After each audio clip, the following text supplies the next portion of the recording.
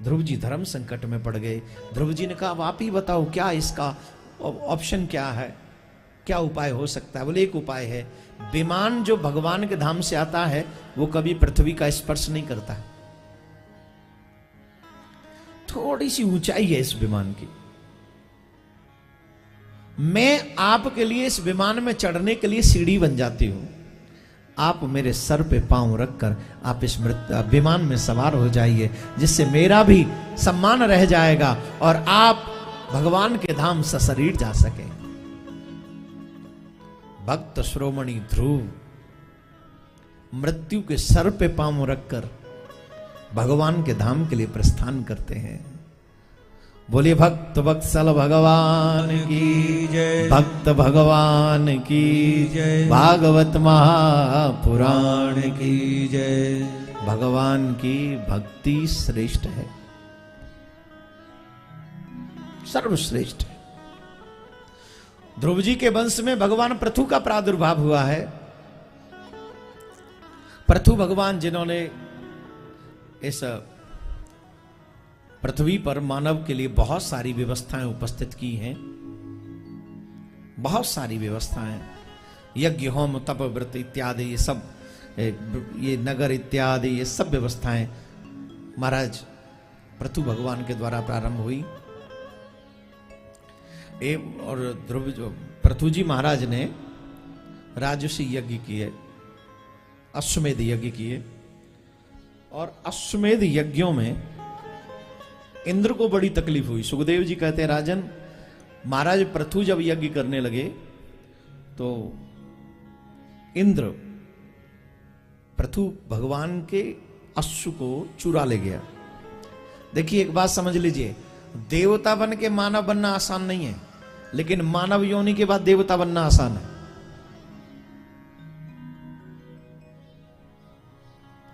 मानव योनि में आने के बाद देवता बनना आसान है, लेकिन देवता बनकर मानव योनि में आना आसान नहीं है। अभी इस बात को हम समझ नहीं पा रहे हैं। आपके सत्कर्म आपको देवतुल्य बना सकते हैं, देवता बना सकते हैं, लेकिन देवताओं के पास कोई ऑप्शन नहीं है जिससे वो मानव बन जाए, क्योंकि देवता बनने के लिए मानव बनना जरूरी है। मानव योनि में जब सत्कर्म होंगे तब ही जीव देव बन पाएगा, देवता बन पाएगा। और जब मानव योनि में मिल और देवता बनकर, मानव योनि के श्रेष्ठ कर्म आपको एकत्रित होते हैं तो देवता बन जाते हो। लेकिन देवता बनने का मतलब क्या है? बोले आपके सत्कर्मों का फल स्वर्ग में भोगना। और जैसे आप सुख भोगते हो तो वहां तो धीरे धीरे सत्कर्म क्षीण होते हैं, नष्ट होते हैं, और जब समाप्त हो जाते हैं तो देवलोक से आपको धक्का मार दिया जाता है, जाओ जी। कहां जाएं जी? बोले जिस योनि में जाना है जाओ जी, अब फिर से इकट्ठा करो। ठीक वैसे ही है जैसे आपके जेब में पैसा है और आप यहाँ कोई होटल है, 5 स्टार होटल है यहाँ है, सिल्लौड़ में नहीं है ना? कहाँ है? वहां है, उधर औरंगाबाद में है। 5 स्टार है कोई? नहीं है, 1 है, 2 है, 3 4, जितना हो। छोड़िए ना, सीधे मुंबई चलते हैं। हाँ चलो, औरंगाबाद चलते सीधे मुंबई में 5 स्टारों की लाइन लगी पड़ी है, राइट? बहुत होटल है, बहुत बहुत। लेकिन आप यहां से उन होटलों में रुकना चाहे, कब तक रुक सकते हैं जी भैया? कितनी देर तक रुक सकते, कब तक रुक सकते हैं? जब तक आंटी में जब तक कुछ रहेगा, जेब गरम रहेगी, बैंक बैलेंस ठीक रहेगा, तब तक वहां। और उनको कहो कि भाई 1 महीने का पेमेंट हमने कर दिया, अब एक काम करो, 4 दिन हमको फोकट में रखो। सुनो ने, बोलो ने, 4 दिन वो 5 स्टार होटल वाले रखेंगे आपको फ्री में? रखेंगे? Sir please payment. अरे आई डोंट हैव मनी, 1 महीना हम तुमको पेमेंट दिए, वो थोड़ा मानवता रखो ना, 4 दिन रख लो। Sir without money you can't live single day in my hotel, okay, get out. इतना इंसल्ट कर रहा भाई, 1 महीने का इतना पेमेंट दिया, लाखों, निकल लो सर। अरे बोले बाउंसर बुलाऊं क्या? अच्छा भाई ठीक है, निकल रहे। 5 स्टार होटल में तभी तक रुक सकते हो जब तक तुम्हारी जेब में कुछ है। जेब खत्म, 5 स्टार होटल का सुख सुविधा खत्म। स्वर्ग क्या है? बोले इस 5 स्टार का भी बाप है, वो इसका भी बाप है। और वहां पेमेंट क्या है? बोले तुम्हारे सत्कर्म।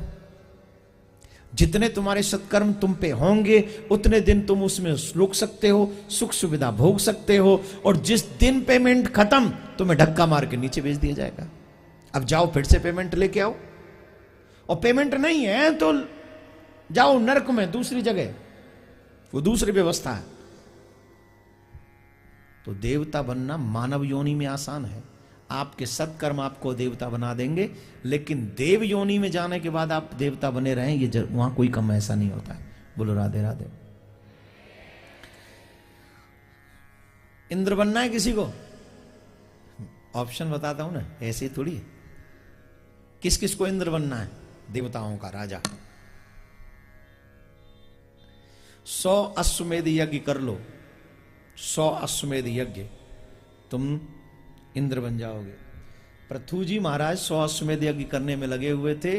देवराज इंद्र आए और उनका घोड़ा चुरा ले गए। क्यों? देवराज को लगा जैसे यहां भी यही ना, विधायक एमएलए एमपी बनना है तो सपोर्टर्स को इकट्ठा करना पड़ेगा।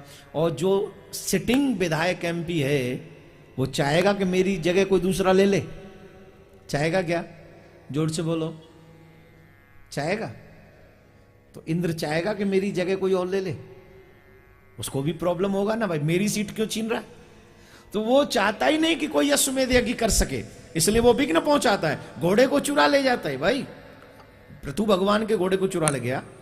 तो पृथु जी महाराज ने धनुष बाण उठाया, बोले लाइयो रे, ओ छोरा लाइयो ना, मैं देखूं। ओ क्रोध आ गया पृथु जी महाराज को। ब्राह्मणों ने रोका, रुकी रुकी रुकी, ऐसे नहीं कीजिए।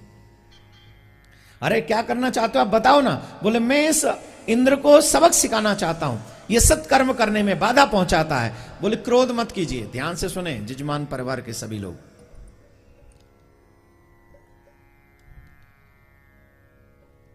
जो भी लोग यहां बैठे हैं आप सब, अनुष्ठान करते वक्त, भागवत भी एक अनुष्ठान है, यज्ञ भी एक अनुष्ठान है, सत्यनारायण की कथा भी एक अनुष्ठान है। जो भी अनुष्ठान आप अपने घर में करते हैं उस वक्त स्पेशली इन चीजों पर ध्यान रखें कि आप क्रोध न करें।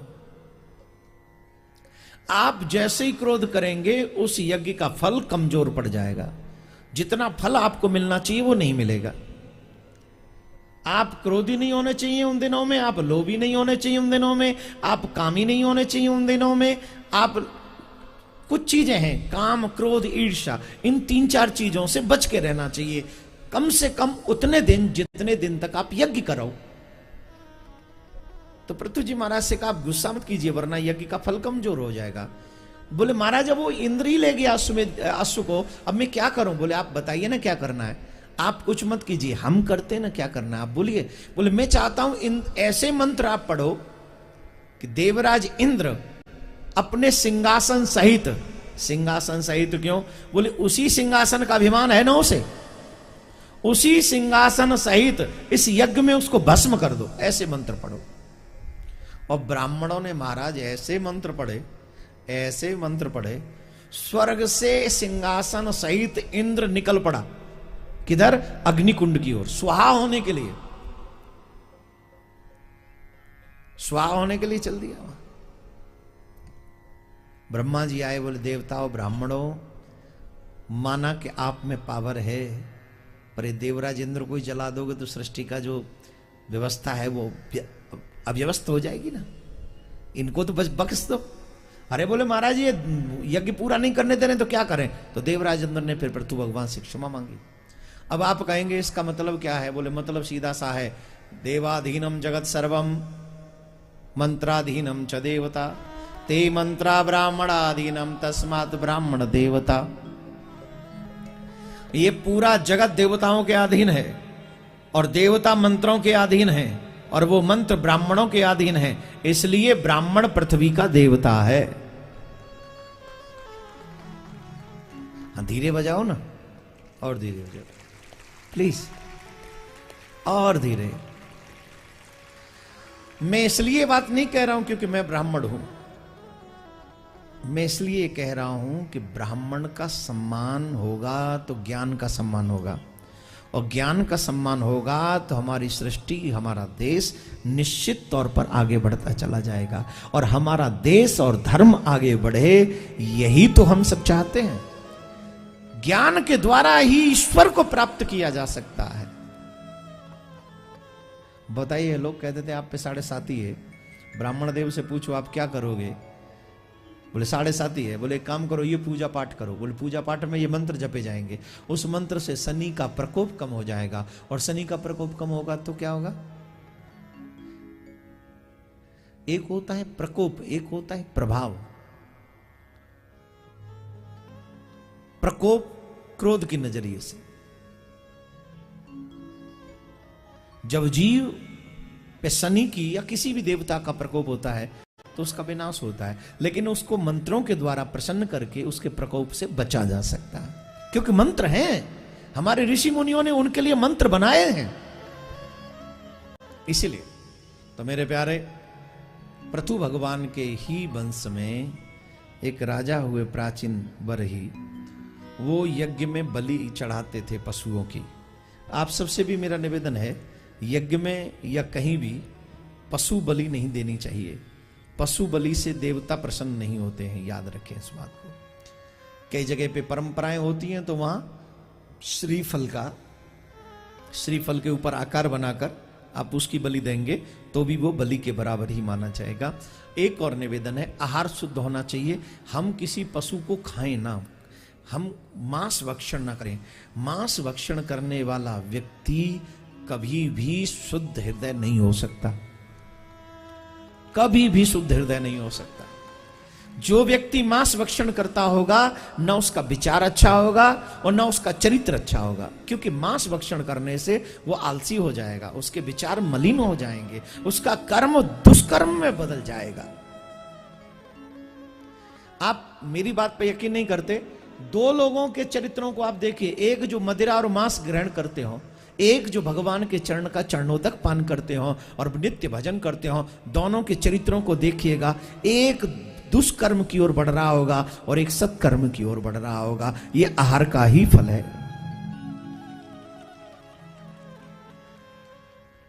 यहां पर कोई बैठा है जो मांस भक्षण करता हो, मदिरा पीता हो? बैठा है कोई? सब साधु बैठे हैं, सब संत बैठे हैं। भगवान कृपा करे कि हमारी कथा में ऐसे ही साधु संत आया करें जो सब छोड़ छाड़ के आए। वैसे मैं शायद कम जानता हूं, पर मेरे प्रभु जानते हैं तेरी घट घट की। यहां कुछ पीने वाले भी बैठे हैं, यहां कुछ खाने वाले भी बैठे हैं, लेकिन आज अगर समझ में आ गई है तो एक इच्छा संकल्प शक्ति जो है उसे दृढ़ कीजिए, और आज ये संकल्प कीजिए कि आज के बाद हम न तो मांस ग्रहण करेंगे न मदिरा ग्रहण करेंगे। आज के बाद हम भगवान के चरणोदक को नित्य ग्रहण करेंगे, जिससे हमारा चित्त पवित्र हो जाएगा। किस किस के मन में भावना आ रही है कि आज के बाद सिर्फ चरणोदक पान करेंगे? तुम पूरे खड़े हो गए, क्यों? क्या कहना चाह रहे हो? मुझे छोड़ना चाहते हो? अच्छा, मुझे छोड़ना चाहते हो कि मदिरा छोड़ना चाहते हो? मदिरा छोड़ना चाहते हो? पीते हो तो फिर कहां से छोड़ोगे? अच्छा, कभी पीना नहीं। ये देखो भागवत की कितनी कृपा है कि तुम्हारे मन में ऐसा संकल्प आया। भगवान करे देश का हर युवा ऐसा हो जो कभी मदिरा न पिए, किसी नशे के लत में न पड़े, और हमेशा हमेशा नित्य निरंतर कथामृत का ही पान करता रहे। उस कथामृत में ही एक अलग आनंद है। धन्यवाद, बैठ जाइए। देखिए ठाकुर जी की कृपा है, कैच करने वाले लोग कहीं से भी कर सकते हैं। तो देवर्षि नारद पहुंचे राजा प्राचीन वरही को बताने के लिए, अरे तुम ये क्या करते हो? तुम यज्ञ में पशुओं की बलि चढ़ाते हो, ये ठीक नहीं। देखो आकाश सारा पटा पड़ा है, आकाश की तरफ दिखाया, सारे पशु पक्षी क्रोध भरी नजरों से उस राजा की तरफ देख रहे हैं और कह रहे हैं तू ऊपर आ, हम तुझे खा जाएंगे, चबा जाएंगे। ध्यान से सुने, जिन जिन पशु पक्षियों को हमने खाया है वो निश्चित पशु पक्षी हमें खाएंगे, कोई बचा नहीं सकता, कोई भी नहीं। अगर ये कहें कि हम लोग ये सब वैसे ही है, वैसे ही नहीं है, ये सत्य है, 100% सत्य है। जिन जिन को आपने खाया है वो एक दिन आपको खाएंगे, वो बनेंगे जो बन के आपने खाया, और आपको वो बनना पड़ेगा जिनको आपने खाया। और यही है कर्म का फल।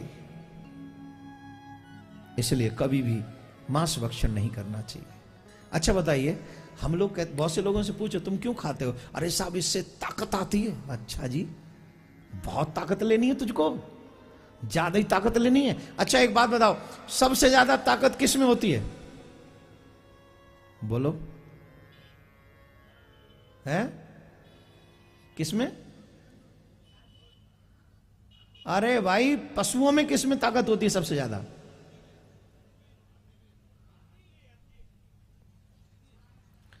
सबसे ज्यादा जिसको आप लोग देखते होंगे कहते हैं हॉर्स पावर। कौन सी पावर? Horse power. घोड़ा क्या खाता है? जोर से बोलिए। मांस खाता है क्या? मांस खाता है शेर, खाता है ना। कितना आलसी हो जाता है वो, एक बार खाया फिर पड़ गया, और जो दोबारा भूख लगेगी तभी उठेगा। ताकत घोड़े में है, लेकिन क्या खाता है? घास। दूध में ताकत है, लेकिन दूध देने वाली गाय क्या खाती है? जोर से बोलिए। उस दूध से हमें ताकत आती है, और वो दूध देने वाली गाय खाती है घास, और हम लोग खाते हैं मांस। ऊपर से चाहिए ताकत। आप शुद्ध शाकाहारी बनिए, और अगर नहीं बने तो वो जो खाए हैं वो हमें खाएंगे एक दिन, इसमें कोई दो राय नहीं। तो प्यारे, प्राचीन वरही को पुरंजन की कथा सुनाई। पुरंजन कुछ और नहीं, ये जीव ही पुरंजन है। 9 द्वारे की नगरी में जा रहा है। 9 द्वारे की नगरी क्या है? ये शरीर ही 9 द्वारे की नगरी है। जरा ध्यान से सुनेंगे, 2 मिनट कंसंट्रेशन आपका चाहिए। ये 9 द्वारे की नगरी, ये शरीर, 5 ज्ञान इंद्रिय, 5 कर्म इंद्रिय, सैनिक, मन सेनापति, बुद्धि इस शरीर की स्वामिनी है। और जीव जब इसमें अंदर प्रवेश करता है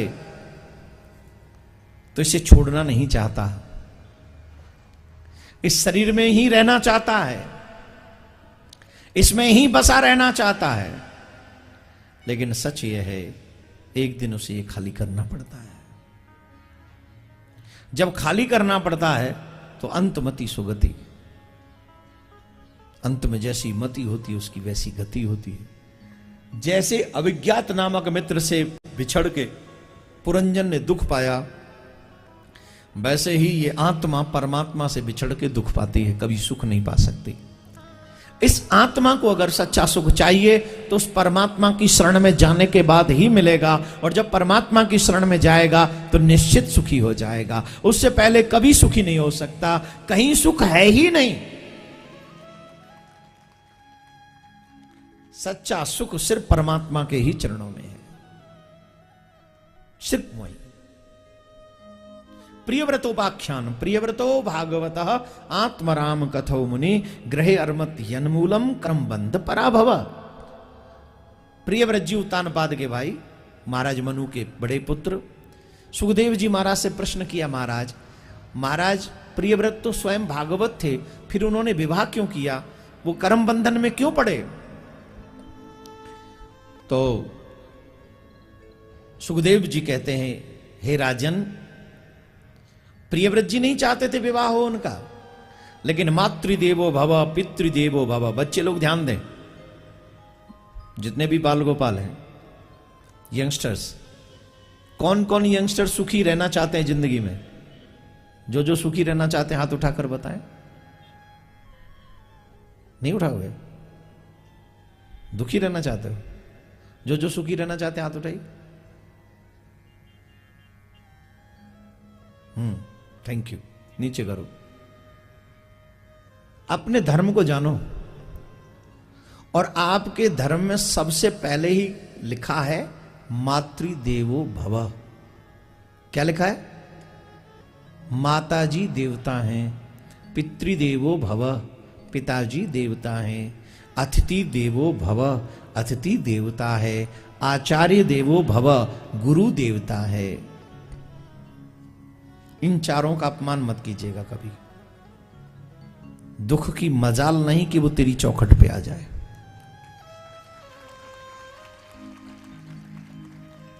इन चारों का अपमान अगर आपने नहीं किया तो दुख की मजाल नहीं कि वो तेरी चौखट पे आ जाए।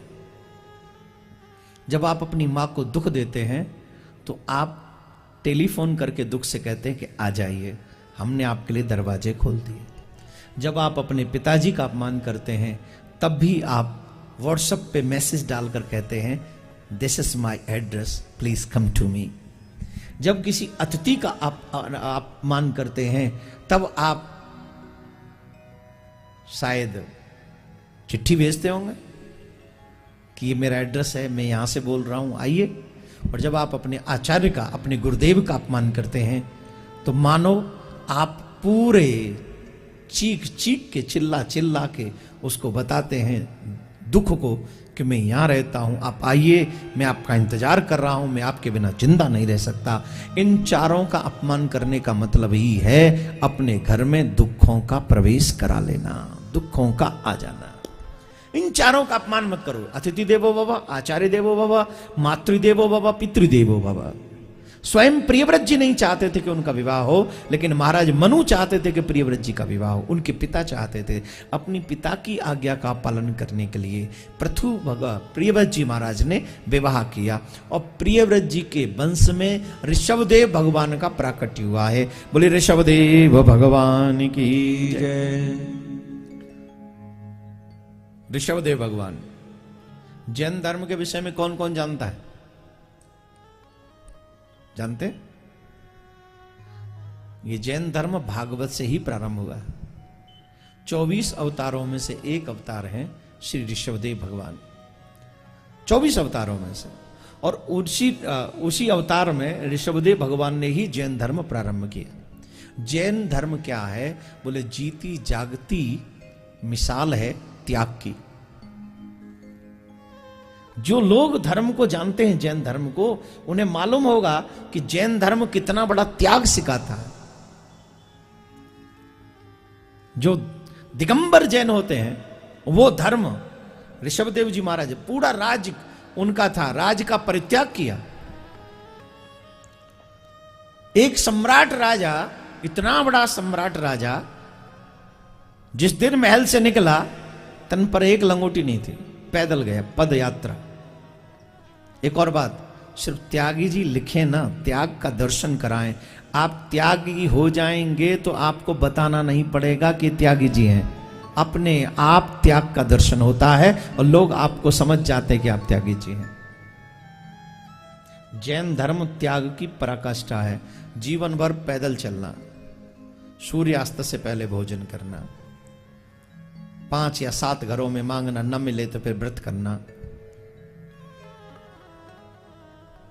ऋषभदेव भगवान तो और भी श्रेष्ठ दर्शन कराते हैं। जहां जहां से वो निकलते, गांव के बच्चे उन पे धूल फेंकते, उनमें पत्थर मारते। तो ऋषभदेव भगवान ने अपने मुंह में एक पत्थर रख लिया, कहीं ऐसा ना हो कि इनको मेरे मुंह से कुछ उलट निकल जाए। यह है जैन धर्म। क्या है ये? कैसे? बोले मेरे मुंह से किसी के लिए अपवित्र शब्द न निकल जाए।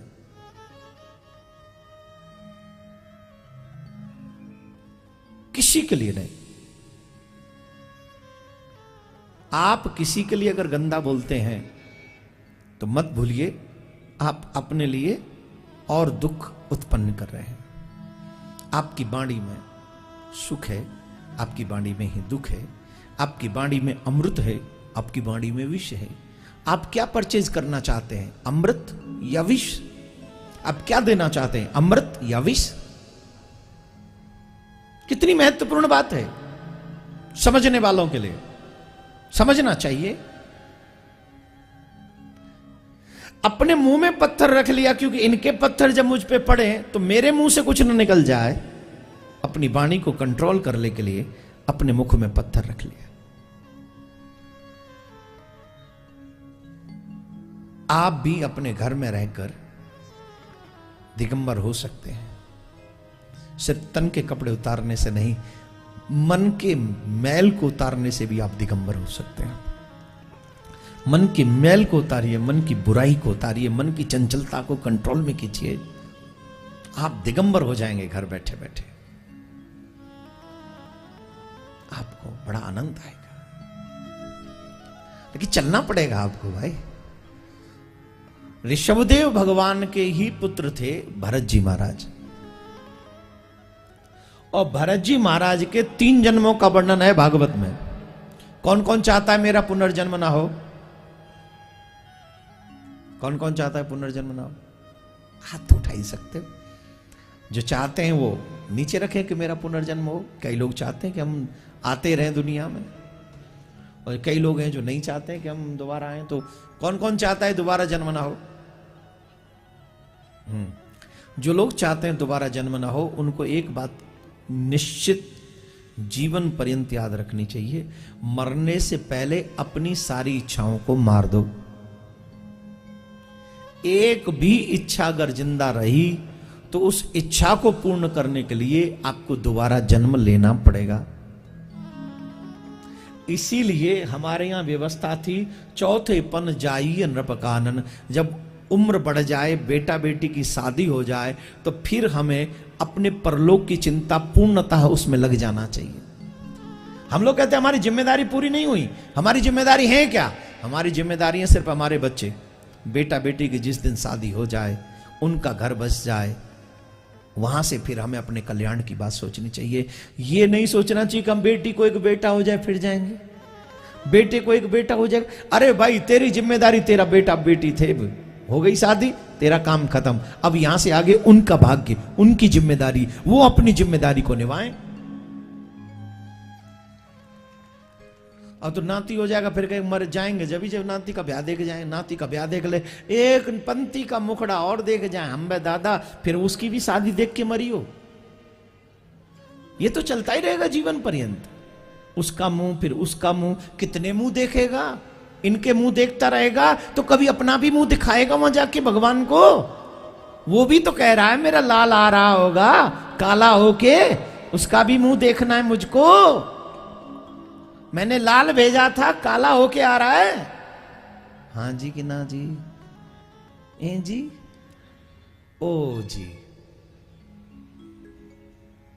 अच्छा बताओ, काले होके चलना है कि थोड़े उजले होके चलना है? जोर से बोली। सब कुछ आपके हाथ में है, मेरे हाथ में है, भगवान के हाथ में नहीं है।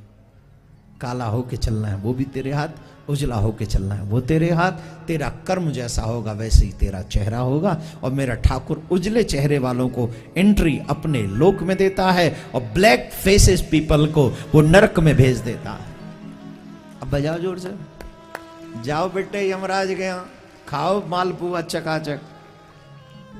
वहां पे बताएं, जो व्यक्ति धर्म की इंसल्ट करता है, जो व्यक्ति धर्म से झूठ बोलता है, जो व्यक्ति धर्म के साथ खिलवाड़ करता है, बड़ों का अनादर करता है, ये सब जो भी चीजें हैं ना जो आजकल हम लोग नॉर्मली करते हैं, उनके लिए पता है भगवान यमराज क्या फल देते हैं? वहां 10,000 योजन लंबी तांबे की भूमि है। कितनी?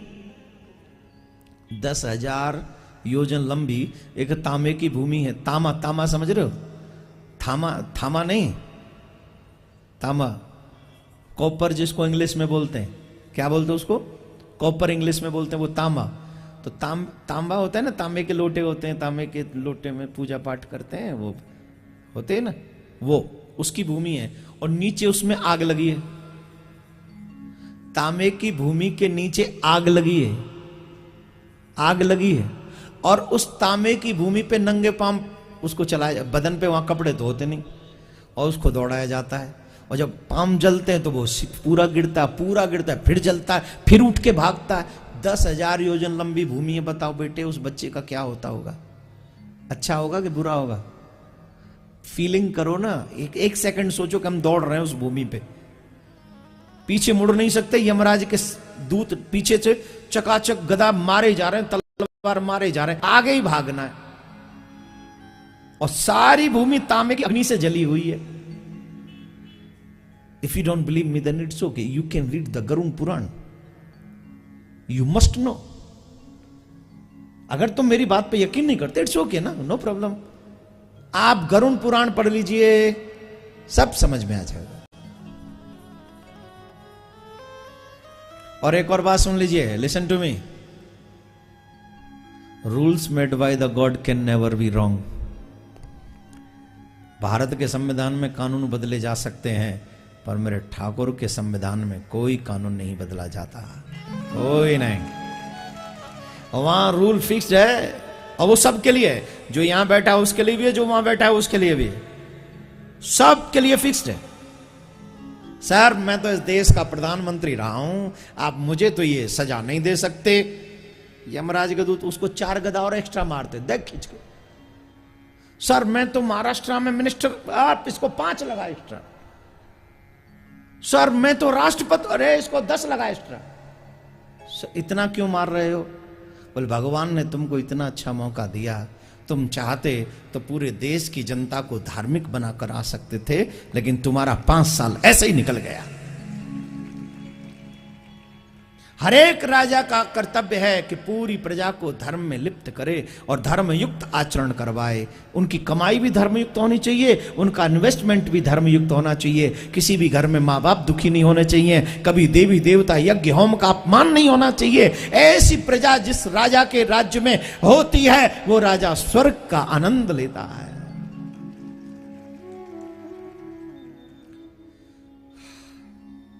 कहां थे? एवं ही चले गए नरक की तरफ। वहां थे ना भरत जी महाराज, जिनको मोक्ष चाहिए, मरने से पहले अपनी सारी इच्छाएं मार दो। जिनकी एक भी इच्छा बाकी रही, उन्हें पुनर्जन्म लेना पड़ेगा। और इसका एक ही संबंध है, जब बेटा बेटी की शादी हो जाए तो अपना चित्त सिर्फ ठाकुर, और कुछ एक्स्ट्रा डिपार्ट, कोई डिजायर नहीं होनी चाहिए, कोई इच्छा नहीं होनी चाहिए, सिर्फ एक ही इच्छा, प्रभु मुझे अपने चरणों में बुला। हर दिन एक ही प्रार्थना, प्रभु मुझे अपने चरणों में बुला लो, प्रभु मुझे अपने चरणों में बुला लो। भजन ज्यादा से ज्यादा करे, घर में ही रहकर भजन करे, 24 घंटे भजन चिंतन में लगा रहे, जो मिल जाए भगवान को भोग लगा कर पाए। जैसी व्यवस्था में रखे ठाकुर जी, सूखी मिले तो सूखी का भोग लगाओ, सब्जी मिले तो सब्जी के साथ भोग लगाओ, और नहीं भी मिले तो एकादशी का व्रत समझ के व्रत रखो, लेकिन भगवान का नाम कभी मत भूलो। और कुछ मुझे मिल जाए ऐसी इच्छा मत रखो, सिर्फ भगवत प्राप्ति हो ऐसी इच्छा के साथ प्रत्येक दिन जीना चाहिए। कोई आ जाए तो उसे भगवान का ही पार्षद समझ के उसको प्रणाम करो, सब में भगवत दर्शन करो, और अंतिम समय पर एक इच्छा, हे हरि मुझे आप चाहिए, आप मुझे मिल जाओ। इस इच्छा के साथ जो जीवन समाप्ति की ओर कोई लेकर जाता है, वो सीधा भगवान के धाम के लिए चला जाता है, फिर वो दोबारा लौट कर इस पृथ्वी पर नहीं आता है। लेकिन जीवन पर्यंत रिश्ते निभाने में लगे रहे, आज मेरी बेटी का ये है, आज मेरे बच्चे का ये है, फिर बेटी के नाती का ये है, उसके इसका ये, तो जीवन पर्यंत अगर वो निभाओगे तो फिर तो संसार गया समझो अपने हाथ से। बार बार आना पड़ेगा इस संसार में, बार बार। तो अपने आप को पहचानना चाहिए। भरत जी महाराज के 3 जन्मों के वर्णन का यही मतलब है कि जब राज्य छोड़कर वन में चले गए तो वहां मृग के बच्चे को पाला, मृग के बच्चे में मोह हो गया, और मृग के बच्चे में मोह हो जाने के बाद भरत जी को अगला जन्म मृग का लेना पड़ा। दूसरे जन्म में वो मृग बने। उस जन्म में भी उनको याद रहा कि मैंने पिछले जन्म में क्या गलती की, क्या मिस्टेक किया है। तो फिर तीसरे जन्म में वो ब्राह्मण के घर में आए, जहां उनका नाम भरत रखा गया, लेकिन लोग उन्हें जड़ भरत कहते रहे। जड़ भरत, जड़ भरत क्यों कहा? बोले जानते सब हैं लेकिन प्रदर्शन कुछ नहीं करते, कुछ भी प्रदर्शन नहीं करते, सब कुछ जानते, ज्ञान बहुत है, दिखाते नहीं, इसलिए लोगों ने जड़ भरत कहने लगे। और जड़ भरत जी की ये कथा जो रघुगण को उपदेश देते हैं। रघुगण ने कहा था, पालकी जब लेकर जा रहे थे भरत जी महाराज, रघुगण ने कहा इतना हट्टा कट्टा हो रखे हो, पालकी नहीं चलती तुमसे। देखिए एक और बात बताएं,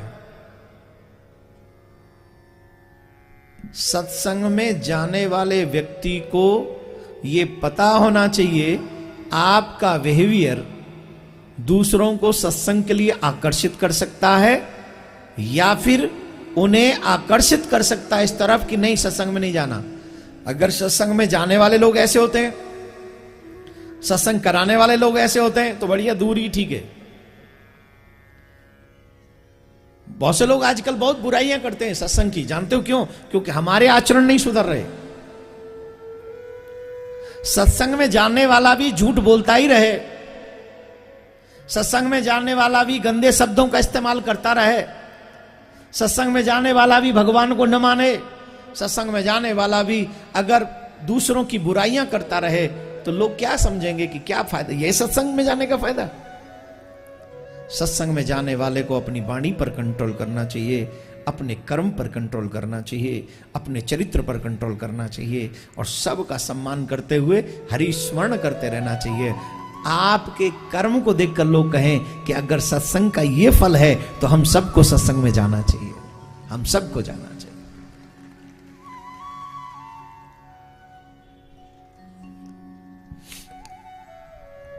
रघुगण को समझाया, शरीर देख रहे हो, आत्मा नहीं। किसका क्या फर्क पड़ता है, शरीर किसी का मोटा है छोटा है, तू शरीर को देख रहा है। शरीर तो नश्वर है, आज है कल नहीं रहेगा, लेकिन देखना है तो आत्मा को देखना। सबकी आत्मा बराबर है, आत्मा न छोटी है न मोटी है, आत्मा सबकी बराबर है। तो महाराज जैसे रघुगण ने ये ज्ञानोप्रद और रहस्यात्मक और बड़े मार्मिक शब्दों को सुना, जट चरणों में आकर लेट गया। आप साधारण नहीं है, आप तो निश्चित कोई दिव्य आत्मा है। तो ये सब फिर रघुगण को उपदेश दिया भरत जी महाराज ने।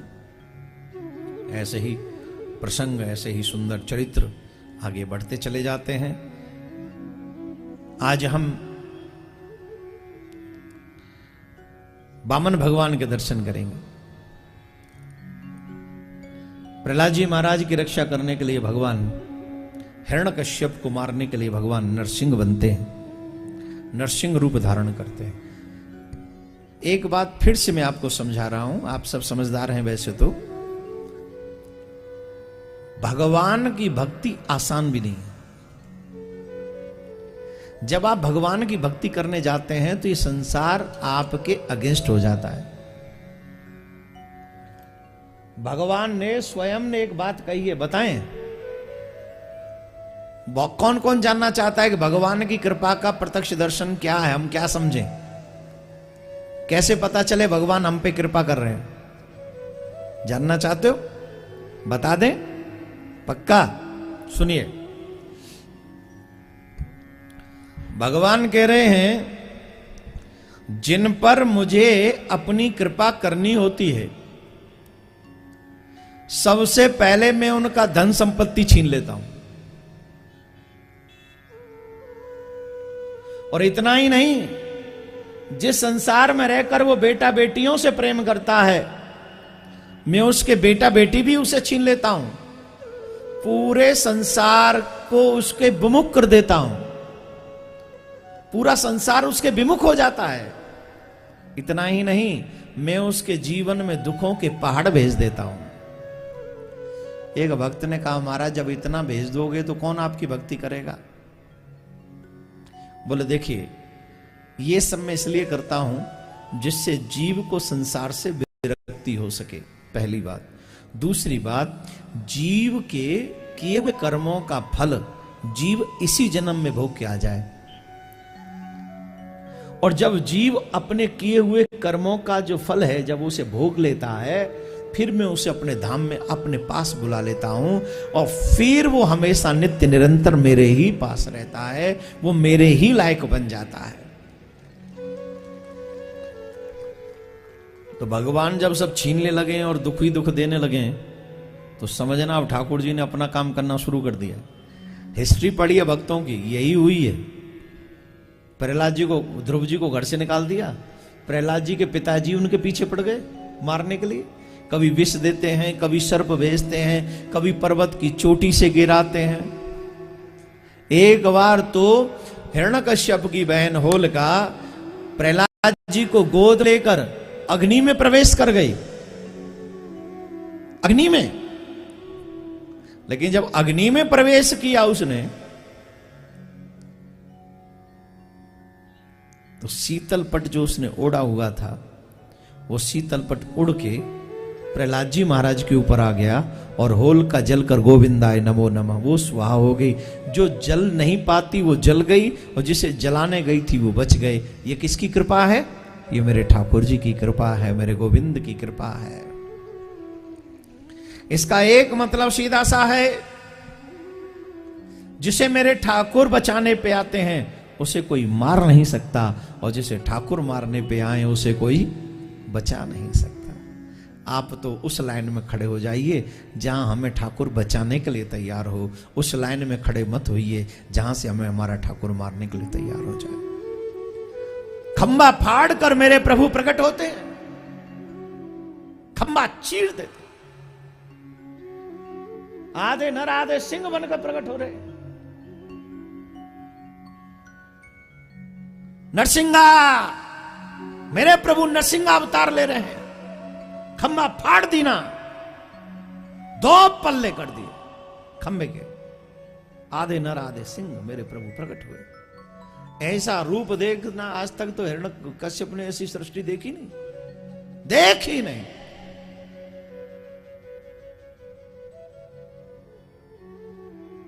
भगवान ने युद्ध किया और संध्याकालीन समय पर जंघाओं पे पटक लिया उसे। बताओ ब्रह्मा जी से क्या क्या वरदान मांगे हैं?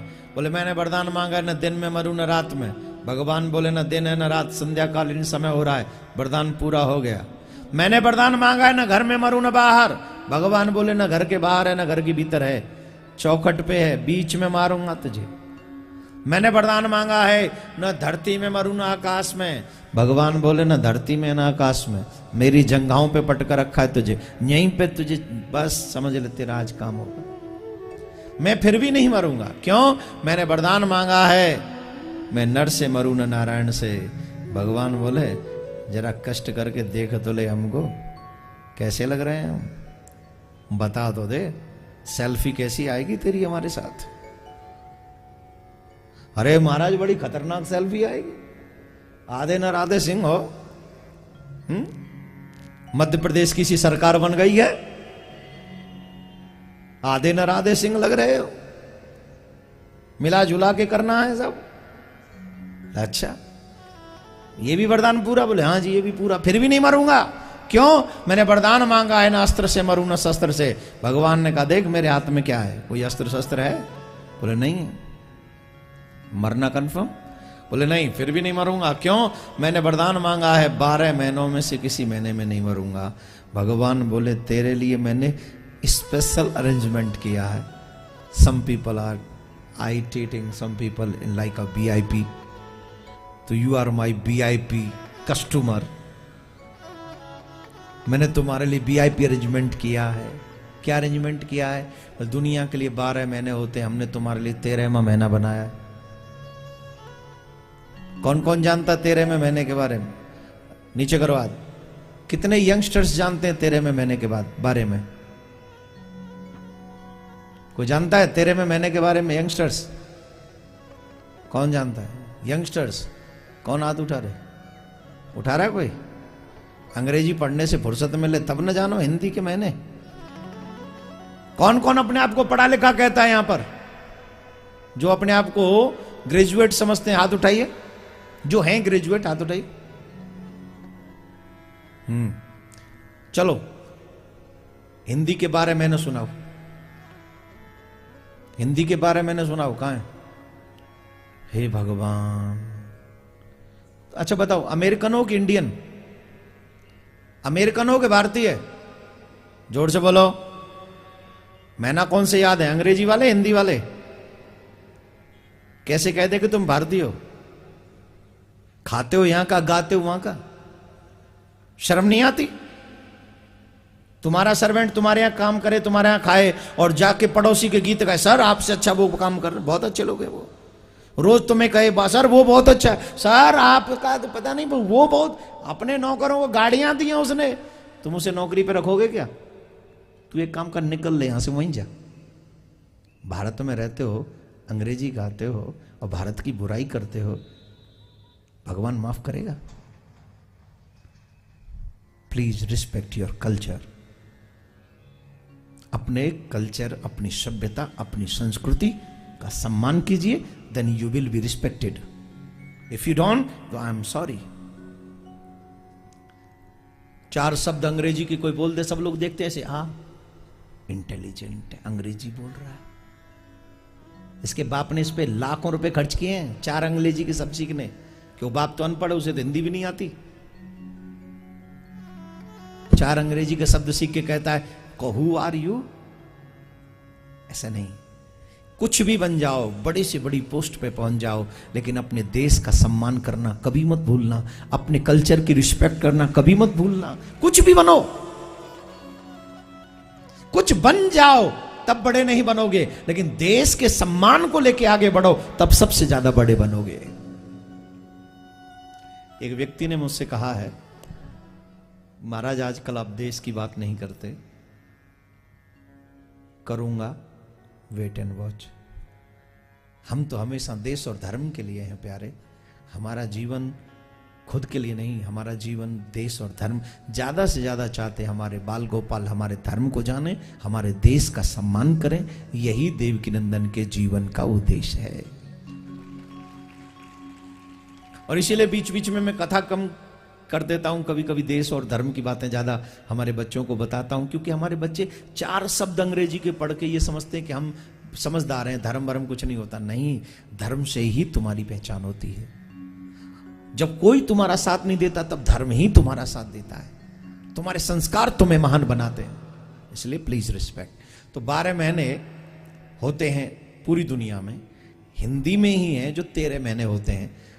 श्रावण भादों क्वार कार्तिक अगेन, ये जितने भी होते हैं, ये 3 साल में एक बार अधिक मास आता है, जिसको हम 13 मंथ कहते हैं।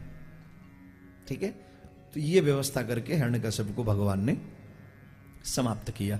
हम आपसे एक और बात कह दें, इतने वरदान मांगने वाला भी हिरण्यकश्यप जब मर गया है, इतने वरदान मांगने वाला हिरण्यकश्यप भी जब मर गया, तो तुम कौन से खेत की है? जोर से बोलो। कि मूली जरूरी है कहना? गाजर कह लो, वो मीठी होती है। निवेदन यही है कि जैसी कथा हो पूरी, उसके बाद यही 5 मिनट आप सिर्फ मुझे दे दीजिए। मैं गारंटी से कहता हूं 7वें दिन कम से कम 1 करोड़ नामों के मालिक हम लोग होंगे। और याद रखिए, सुनिए, अभी नहीं, अभी मत बजाइए, मैं आपको दूसरी बात भी बता रहा हूं। 3 करोड़ नाम का व्यक्ति जो मालिक हो जाता है, निश्चित तौर पर वो व्यक्ति भगवान के धाम जाने का अधिकारी हो जाता है 3 करोड़ नाम लेने के बाद। और 33 करोड़ नाम जिसके पास इकट्ठे हो जाएं, कितने करोड़? कितने करोड़? 33 करोड़ जिसके पास नाम धन इकट्ठा हो जाए, वो व्यक्ति 101% भगवान के दर्शन करने का अधिकारी हो जाता है। तो जैसे अरबपति खरबपतियों की दुनिया में पूछ है, मान सम्मान है, वैसे ही नाम धन लोगों के भगवान के यहां पर पूछ है। तो आप सबसे निवेदन है, यही 5-7 मिनट अभी बज रहे हैं। देखिए कितना राइट टाइम है मेरा, वाह क्या टाइमिंग है। 2:15 हुए, अभी हुए नहीं, अभी कितने एग्जैक्ट बताऊं मैं आपको? नहीं, 16 हो गए, 16 हो गए। ठीक है, तो अब मैं आपको कल के विषय में 1 मिनट में और संदेश दे दूं। कल कृष्ण महोत्सव मनाएंगे। माता बहनों से निवेदन है, सब पीली पीली साड़ी पहन के आई, सब। और हो सके तो वो जो यहां के लोग पहनते हैं ना, वो है, अब वो आप बताना, मैं कहीं ऐसा ना मैं कुछ और बोलूं और निकल कुछ और जाए और समझो कुछ और है। नौवारी साड़ी पहन के आई, ए ताई, सब साड़ी पहन के आई। तो सब लोग बढ़िया, वो पीले रंग की होनी चाहिए। हाँ, एकदम मराठा संस्कृति कल यहां दिखे पूरी दुनिया को, पूरा मराठा संस्कृति। और भाई लोग भी हमारा मराठी कुर्ता धोती वाइट पहन के और वो टोपी लगा के अगर आ सकते हैं, तिलक लगा के, सिर्फ एक फीलिंग के साथ कल आइएगा, कृष्ण मेरे घर पधार रहे हैं और मैं उनका स्वागत करने जा रहा हूं। उस फीलिंग के साथ कल आप आइए। तो आई होप कि कन्हैया आप ही के घर में कल प्रकट होंगे। इन्हीं भावनाओं के साथ 1 मिनट में हमारे आचार्य जी अपनी बात कहेंगे और उसके बाद आरती। तो 2 मिनट का इंतजार आप जरूर कीजिए आरती तक, और फिर हम आरती प्रारंभ करेंगे। पुष्पांजलि के बाद पंडाल खाली किया कीजिए, पहले नहीं, आरती के बाद ही जाया करें। और 10-5 मिनट लगते हैं, कोई बात नहीं, यही समय आपके काम आएगा। दुनिया वाला काम समय आने वाला नहीं। राधे राधे बोल।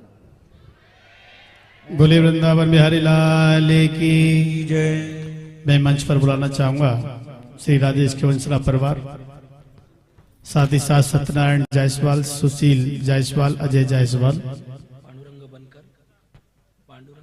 पांडुरंग बनकर, गिनोड़िया जालना वाले, ये सभी मंच पर आ जाएंगे। तो मैं आपको बता दूं, कल यहाँ कृष्ण जन्म महोत्सव मनाया जाएगा। और आज जैसे कि मैं आपको बताऊं, ये काफी भक्त प्रेमी बोल रहे हैं कि महाराज जी दीक्षा कब देंगे। तो मैंने कल भी आपको बताया था कि 20 तारीख को दीक्षा का कार्यक्रम रहेगा। समय थोड़ा चेंज हो गया है, समय रहेगा 2:30 बजे से, यानी कथा के बाद महाराज से दीक्षा देंगे। स्थान रहेगा MTDC गेस्ट हाउस। जिन जिन को पता है वो हाथ खड़े करें। MTDC गेस्ट हाउस है, जहां यहां से 1 किलोमीटर दूरी पर ही है। महाराज श्री वहां पर रुके हुए हैं, उनका निवास स्थान है। और जिनको भी महाराज जी से मिलना है 3 बजे से लेकर 4:30 बजे तक मिल सकते हैं। आज से ही मिल सकते हैं जिनको भी मिलना है, लेकिन स्थान MTDC गेस्ट हाउस है, वहां पर किसी को भी पूछ लेंगे, सब बता देंगे। और इस कार्यक्रम में जैसा कि आप देख रहे हैं, आप सभी भक्तों का जनसैलाब दिन पर दिन यहाँ उमड़ता जा रहा है, भक्तों का प्यार यहाँ दिखाई देता जा रहा है। तो जो भी भक्त प्रेमी युवा भाई बहन, अगर आपको लगता है कि इस कार्यक्रम में हमको भी अपने तन मन से सेवा करनी है, तो कार्यकर्ता जिनको भी बनना है, वॉलेंटियर जिसको बोलते हैं, तो जिनको भी बनना हो वो कार्यालय पर जाकर अपना विश्व शांति सेवा चैरिटेबल ट्रस्ट का कार्यालय खुला हुआ है, वहां पर आप अपने नाम लिखवा दें, जिससे कि आप इस कार्यक्रम में सेवा कर सकते हैं। और एक बात, वृंदावन कौन कौन गया है? और मतलब काफी कम भक्त गए। जो प्रियाकांजू का जो मंदिर बना है वो किस किस ने देखा है? टीवी के माध्यम से तो सभी भक्तों ने देखा होगा कि पूज्य बाराश्री ने एक सपना देखा था कि प्रियाकांजू का मंदिर एक भव्य मंदिर, सुंदर मंदिर बने। वो 8 फरवरी 2016 में वो सपना पूरा हुआ। लेकिन अभी कुछ समय से जो भी भक्त प्रेमी टीवी के माध्यम से महाराष्ट्री को सुनते आ रहे हैं, उन सभी को पता होगा कि इस समय जो महाराष्ट्री ने एक सपना देखा है कि अनाथाश्रम जो बनाने जा रहे हैं हम लोग 17 एकड़ में, 17 एकड़ जमीन में वो अनाथाश्रम बनाने जा रहे हैं, जिसमें अनाथाश्रम की जमीन तो पूरी हो चुकी है, भूमि पूरी हो चुकी है। अब उसमें गुरुकुलम के लिए जमीन ली जा रही है, जो कि अनाथ बच्चों को एक शिक्षा के लिए जो गुरुकुलम खोला जाएगा, उसके लिए हम अनाथ बच्चों के लिए वो भूमि ले रहे हैं। तो इस भूमि में काफी भक्तों ने पूरे विश्व में से जगह जगह से भूमि दान कर रहे हैं, काफी भक्त प्रेमी, और आप सभी टीवी के माध्यम से जानते होंगे। तो यहाँ पर भी सिल्लोड़ में पूज्य महाराष्ट्री, जैसा कि हम आपको आज बता रहे हैं कि आप भी जैसे कि राजा बलि ने बावन भगवान को भी भूमि दान दी, जिसमें तन मन धन सभी चीजें बावन भगवान के चरणों में अर्पण की हैं, वैसे ही आज से भूमि दान सेवा यहाँ प्रारंभ हो गई है। जिनको भी 1 गज भूमि की सेवा अगर करनी है, जिसकी सेवा मात्र 2100 रुपए है, यानी 2100 रुपए है 1 गज भूमि की सेवा, जो कि आपकी वो जो सेवा जाएगी वो वृंदावन में उन अनाथ बच्चों के लिए जो गुरुकुलम बनेगा, स्कूल जो बनेगा, कॉलेज जो बनेगा, वो उन अनाथ बच्चों के पढ़ाई के लिए बनेगा, उसके लिए वो भूमि ली जा रही है। तो उस भूमि के लिए हम ज्यादा नहीं, 1 गज भूमि, 3 गज भूमि, 5 गज भूमि, जो भी आप अपने परिवार के द्वारा कर सकते हो, तो कार्यालय पर कल से आप ये सेवा करें। और जो 1 गज भूमि से ऊपर की सेवा करेगा उन सभी भक्तों को मंच पर बुला करके महाराज जी से आशीर्वाद दिलाया जाएगा सभी से। और वहां से कार्यालय से आप मंच पास अवश्य ले लेंगे। जो आप 1 गज भूमि की भी सेवा करेंगे वहां से मंच पास ले लेंगे। मंच पास पर एक ही आदमी मंच पर आएगा कल से। जब महाराज श्री यहाँ 10 साढ़े 10 बजे यहाँ आएंगे उससे पहले ही सबसे पहले आप सभी दानवीरों को मंच पर बुलाकर आशीर्वाद दिलाया जाएगा। उसके बाद ये कार्यक्रम प्रारंभ किया जाएगा। ये जरूरी सूचनाओं के साथ हम अभी चलते हैं आरती के लिए। भागवत भगवान की आरती के सभी दर्शन करें, सभी खड़े हो जाएं। खड़े होकर के भागवत भगवान की सभी आरती करें।